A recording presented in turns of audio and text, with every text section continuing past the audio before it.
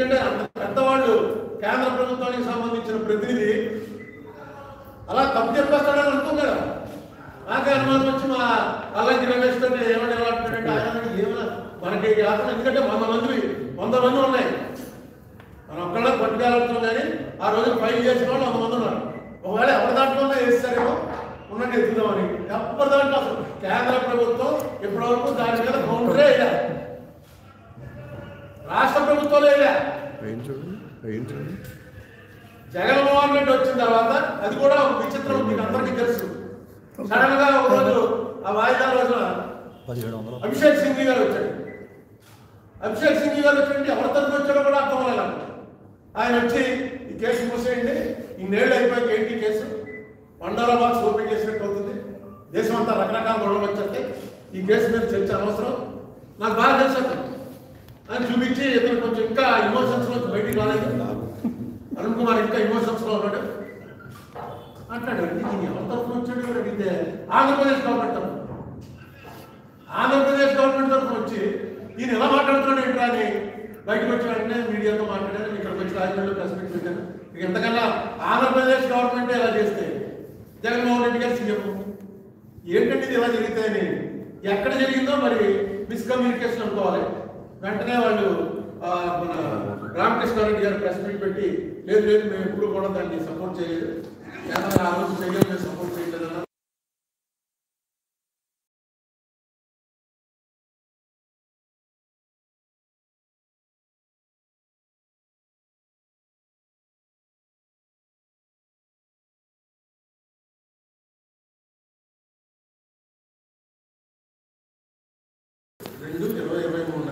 జవహర్ రెడ్డి గారు ఫైల్ చేశాడు. అంటే ఆయన పేరుతో వస్తుంది, రాష్ట్ర ప్రభుత్వం ఫైల్ చేసింది. నేను అనుకున్నాను నా బాధ్యత అయిపోయింది. ఎందుకంటే ఇలాంటి పెద్ద పెద్ద ఆ స్థాయి అడ్వకేట్లు అక్కడ మాట్లాడితేనే సుప్రీంకోర్టులో దాని వాల్యూ ఉంది. వికాస్ సింగ్ అని ఆ రోజు బార్ ప్రెసిడెంట్, చాలా లక్షలు తీసుకుంటాడు ఆయన ఫీజు. ఆయన మనిషి వచ్చి ఫైల్ చేసేటప్పటికి అనుకున్నాం మేము ఓహో అయిపోయింది రావు, మన బాధ్యత అయిపోయింది. ఇంకా రాష్ట్ర ప్రభుత్వం కేంద్ర ప్రభుత్వం వచ్చి చెప్తారు, చెప్పిన దాని మీద జడ్జి గారు చెప్తారు అని చెప్తే అనుకున్నాను. కానీ తర్వాత మళ్ళీ అది చెక్కలేదు, రాష్ట్ర ప్రభుత్వం అసలు నిర్ణయించారు. తర్వాత ఎవరో ప్లేయర్ గారు పెట్టారు, సీనియర్ ప్లేయర్ని, ఆయన వచ్చేవాడు కూర్చునేవాడు.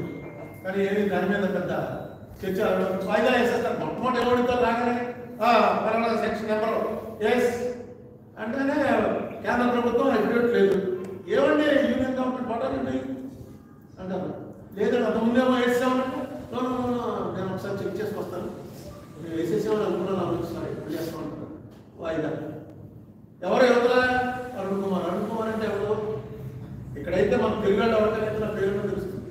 ఢిల్లీలో సుప్రీంకోర్టులో అరుణ్ కుమార్ అంటే ఎవరికి తెలుస్తుంది? అప్పటికి నా అల్లంకి రమేష్ దాన్ని పట్టుకుని అలాగా బతికించి ఇప్పుడు దాకా బతికించి ఉంచాడు. దాని మీద మనం గట్టిగా వాదన చేస్తే ఇప్పుడు లేరు, అసలు కేంద్రం లేదు, రాష్ట్రం లేదు, ఎవరు సపోర్ట్ లేదు. ఎక్కడుంటుంది? జగన్మోహన్ రెడ్డి వేశాడు కాబట్టి ఓకే, రాష్ట్ర పార్టీ కొట్టేది కూడదు. జగన్మోహన్ రెడ్డి ప్రభుత్వం ఆ రోజు వేశారు. కారణాలు ఏమైనప్పటికీ అభిషేక్ సింగ్ చెప్పిన దానికి విరుద్ధంగా వీళ్ళు కరెక్ట్ స్టాండ్ తీసుకున్నారు. నేను వేసిన దాన్ని సపోర్ట్ చేస్తూ వేశారు. చేస్తూ మొత్తం లెక్కలన్నీ ఇచ్చారు.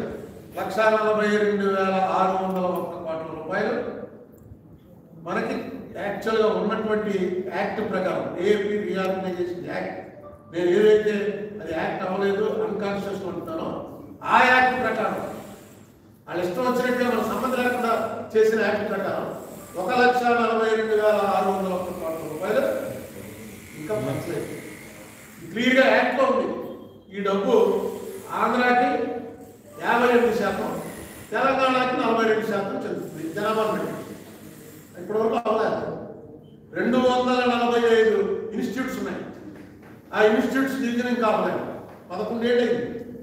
మొట్టమొదటి ఏ వ్యాపారం ఉండండి, అన్నదమ్ములు ఉండండి, పంచుకునేటప్పుడు ఫస్ట్ ఏవైతే ఆల్రెడీ ఉన్నాయో అవి పంచుకుంటారు. అవి పంచుకోలే మనకి రావాలి.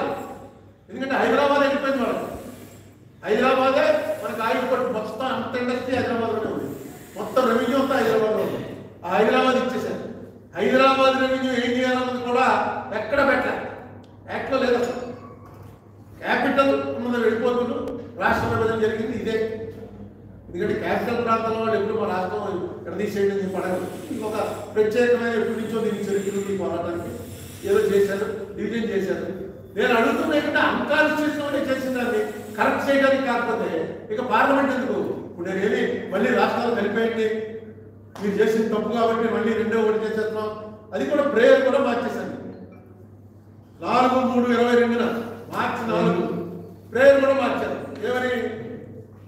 ఫార్మలైజ్ గైడ్ లైన్స్, ఇక ముందు ఎలా జరగాలి దాని మీద గైడ్ లైన్స్ ఫామ్ చేయండి. మాకు ఇవ్వాల్సిన డబ్బులు ఇవ్వట్లేదు వాళ్ళు, కేంద్రం ఇవ్వాలి. కేంద్రం ఇవ్వాల్సింది ఇవ్వని, అలాగే తెలంగాణ రాష్ట్రానికి మనకి ఏం కావాలో దాన్ని ఇమీడియట్గా సెటిల్ చేయడానికి సుప్రీంకోర్టు ఏం చేస్తుందో చెప్పండి. ఇది మన ప్రేయర్ మార్చింది. దీని మీద కూడా వాళ్ళు ఏమనుకుంటారో వీళ్ళు ఏమనుకుంటారో అంటే అప్పుడే అన్ని ప్రభుత్వాలు అయిపోయి తెలుగుదేశం రెండోసారి వచ్చేసింది, జగన్మోహన్ రెడ్డి ప్రభుత్వం అయిపోయింది. ఇప్పుడు ఎందుకు మళ్ళీ నాకు ఆశ ఏంటంటే పవన్ కళ్యాణ్ అనే మనిషి వచ్చి ప్రభుత్వంలో ఉన్నాడు. ఈ పవన్ కళ్యాణ్ గారు నాకు ఏ రకమైన పరిచయం లేదు. ఒకరోజు సడన్ గా ఫోన్ చేశాడు.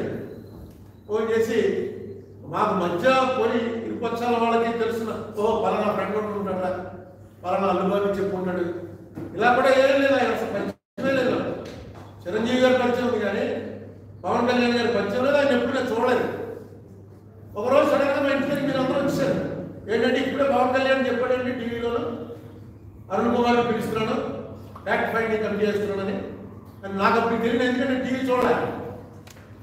అప్పుడు సరే అని చెప్తే మళ్ళీ సాయంకాలం 7 గంటలకు అసలు పవన్ కళ్యాణ్ నన్ను కలవడం బాబు అప్పుడు చెప్తాను మీకంటే పవన్ కళ్యాణ్ ఫోన్ చేశాడు. చేసి మిమ్మల్ని కలవడానికి రావాలి అంటే మీరు ఎందుకంటే రావడం నేనే వస్తాను, నేను హైదరాబాద్ వస్తూనే ఉంటాను, నేను వచ్చినప్పుడు మీ దగ్గరికి వస్తాను. 7వ తారీఖు నేను ఫోన్ చేశాడు ఆయన. 11వ తారీఖున కలిశాను. హైదరాబాద్ వెళ్ళాను, 11 ఆయన కలిశాను. 15వ తారీఖున మేము ఇద్దరమే కూర్చుని 2 గంటలు చర్చించుకున్న తర్వాత 16వ తారీఖున ఫ్యాక్ట్ ఫైండింగ్ అని చెప్పి ఒక కమిటీ వేసాడు. దాంట్లో ప్రధాన పాత్ర అంతా ఐఏఎస్ వాళ్ళకి ఇచ్చాడు. పొలిటీషియన్ నేను ఒక్కడే, అన్ని పార్టీలు పిలిచాడు. కానీ రాజకీయం నుంచి మనం అక్కడే ఆయన కూర్చోబెట్టుకున్నాడు వేదిక మీద.